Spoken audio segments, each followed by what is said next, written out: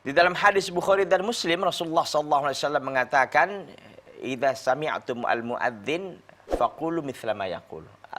Jika kalian mendengarkan orang yang sedang adzan, maka katakanlah sebagaimana ia katakan. Jadi ketika dia mengatakan Allahu Akbar, kita mengatakan itu, kecuali nanti pada hayya 'ala shalah hayya 'alal falah, maka kita mengucapkan la haula wala quwata illa billah. Tapi pertanyaannya tadi, bagaimana ketika as-salatu khairum minan naum? Para ulama menjelaskan berdasarkan keumuman hadis ini, di antaranya Muhammad ibn Shalih al-Utsaimin rahimahullah mengatakan bahwa kita tetap menjawab sebagaimana dia katakan, yaitu as-salatu khairum minan naum. Adapun perkataan mengatakan shadaqta wa bararta, itu hadis dhaif.